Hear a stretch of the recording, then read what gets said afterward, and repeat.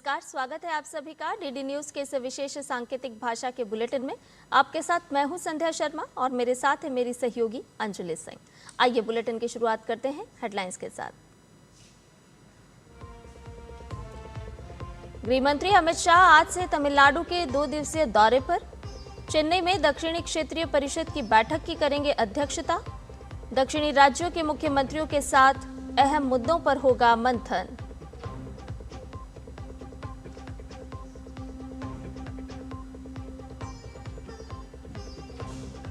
दिल्ली जल board STP tender मामले में एंटी करप्शन ब्रांच का बड़ा एक्शन। आम आदमी पार्टी नेता और दिल्ली सरकार में पूर्व मंत्री सत्येंद्र जैन समेत 6 गिरफ्तार।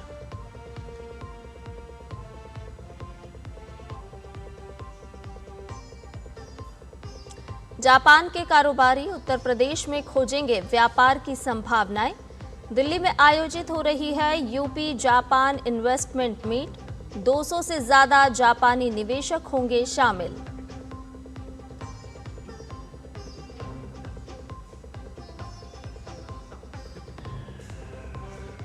पश्चिम एशिया में तनाव जारी। ईरान ने अमेरिका के हॉर्मुज खुले होने के दावों को किया खारिज।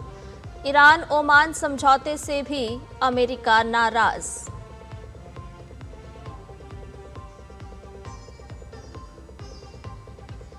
और महिला हॉकी विश्व कप में भारत की शानदार जीत। दूसरे मुकाबले में दक्षिण अफ्रीका को 6-1 से दी करारी शिकस्त। पूल डी में शीर्ष पर पहुंचा भारत।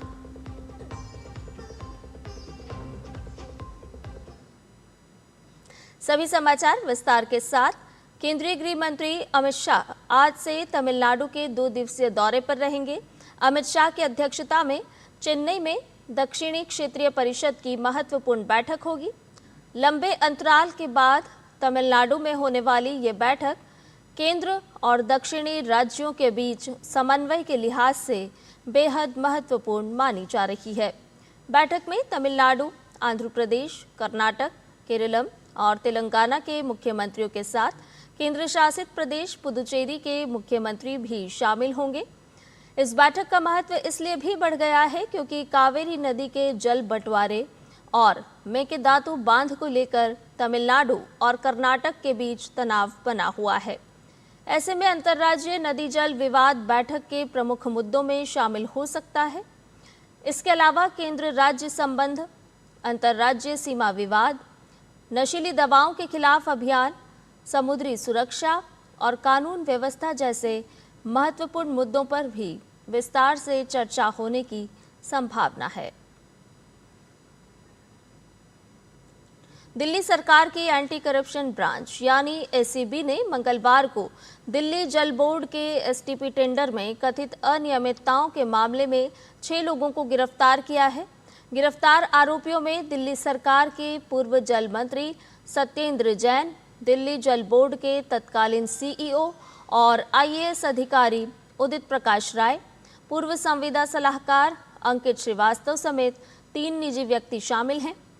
एसीबी के मुताबिक मामले में टेंडर शर्तों में कथित हेरफेर और आपराधिक साजिश के आरोप हैं। इस मामले में 11 मई 2024 को एफआईआर दर्ज की गई थी, जिसमें भ्रष्टाचार निवारण अधिनियम और आईपीसी की विभिन्न धाराएं लगाई गई थी। फिलहाल एसीबी की कार्रवाई के बाद मामले में जांच तेज हो गई है। एजेंसी टेंडर प्रक्रिया, संबंधित अधिकारियों की भूमिका और निजी कंपनियों के साथ कथित सांठगांठ से जुड़े पहलुओं की जांच कर रही है। उत्तर प्रदेश में जापानी निवेश को बढ़ावा देने के लिए यूपी जापान इन्वेस्टमेंट मीट 2026 की शुरुआत हो गई है। नई दिल्ली में मंगलवार को सीएम योगी आदित्यनाथ और केंद्रीय मंत्री पीयूष गोयल ने यामानाशी के गवर्नर कोटारो नागासाकी के नेतृत्व में पहुंचे 200 से ज्यादा जापानी निवेशकों और सीईओ का स्वागत किया। सीएम योगी ने प्रधानमंत्री नरेंद्र मोदी के प्रयासों की सराहना करते हुए कहा कि भारत जापान संबंध नई ऊंचाइयों पर पहुंचे हैं। उन्होंने बताया कि फरवरी 2026 में जापान और यामानाशी दौरे के दौरान निवेश को लेकर चर्चा हुई थी। ऑटोमोबाइल, हाइड्रोजन एनर्जी समेत कई क्षेत्रों में यूपी में निवेश की अपार संभावनाएं हैं। 18 से 23 अगस्त तक चलने वाले कार्यक्रम में 21 अगस्त को लखनऊ में मुख्य इन्वेस्टमेंट मीट होगी। इसमें manufacturing, semiconductor, green energy, digital infrastructure और स्किल डेवलपमेंट जैसे क्षेत्रों में सहयोग पर फोकस रहेगा। झारखंड सरकार ने छात्रों के विरोध प्रदर्शन के बीच मंगलवार रात उन 44 भर्ती परीक्षाओं की सूची जारी की जिन्हें अनियमितताओं की वजह से रद्द किया गया है। झारखंड सरकार ने कल देर रात 8 अलग अलग अधिसूचनाएं जारी कर बताया कि रद्द की गई परीक्षाओं में वे परीक्षाएं भी शामिल हैं जो 2014 से जेपीएससी और outsource agency TSR data processing private limited यानी कि टीडीपीएल ने आयोजित की थी। राज्य सरकार द्वारा रद्द परीक्षाओं में औषधि निरीक्षक, सहायक प्राध्यापक, डिप्टी कलेक्टर, दंत चिकित्सक, सहायक अभियंता, सिविल जज, अतिरिक्त लोक अभियोजक और वन क्षेत्राधिकारी जैसे पदों के लिए होने वाली भर्तियां शामिल हैं।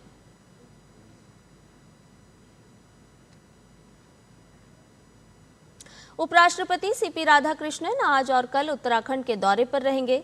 अपने दौरे के दौरान वो देहरादून और मसूरी में कई महत्वपूर्ण कार्यक्रमों में शामिल होंगे। आज उपराष्ट्रपति देहरादून स्थित इंदिरा गांधी राष्ट्रीय वन अकादमी का दौरा करेंगे। दौरे के दूसरे दिन यानी 20 अगस्त को उपराष्ट्रपति मसूरी स्थित लाल बहादुर शास्त्री राष्ट्रीय प्रशासन अकादमी पहुंचेंगे। यहाँ वो 2024 बैच के आईएएस अधिकारियों के प्रोफेशनल कोर्स के द्वितीय चरण के समापन समारोह में मुख्य अतिथि के तौर पर शामिल होंगे। भारत ने एक बार फिर फिलिस्तीन मुद्दे के द्विराष्ट्र समाधान के प्रति अपना समर्थन दोहराया है। विदेश मंत्रालय में सचिव श्रीप्रिया रंगनाथन ने फिलिस्तीन के विदेश एवं प्रवासी मामलों की मंत्री वारसेन अगाबेकियन शाहीन से मुलाकात के दौरान गाजा की गंभीर मानवीय स्थिति पर भारत की चिंता जाहिर की।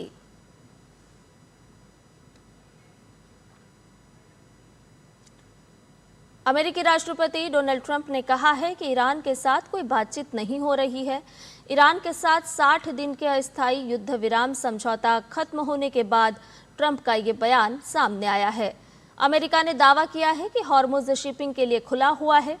इस बीच ब्रिटिश सेना की समुद्री निगरानी एजेंसी के अनुसार हॉर्मुज से बाहर निकलते समय एक जहाज पर हमला किया गया।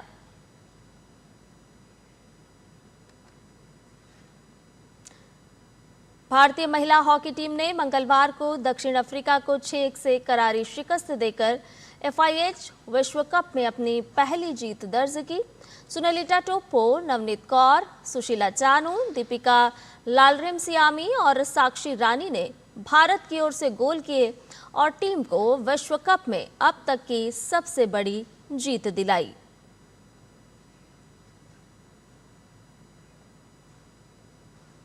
पुरुष हॉकी विश्व कप में आज भारत का सामना पाकिस्तान से होगा।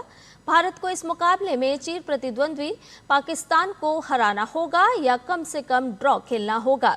भारत पाकिस्तान वर्ल्ड कप में आखिरी बार 16 साल पहले दिल्ली के मेजर ध्यानचंद नेशनल स्टेडियम पर भिड़े थे, जब राजपाल सिंह की कप्तानी वाली मेजबान टीम ने 4-1 से जीत दर्ज की थी। इसके साथ ही हमारे इस विशेष सांकेतिक भाषा के बुलेटिन में फिलहाल के लिए इतना ही। मुझे और मेरी सहयोगी अंजलि सिंह को दीजिए इजाजत। नमस्कार।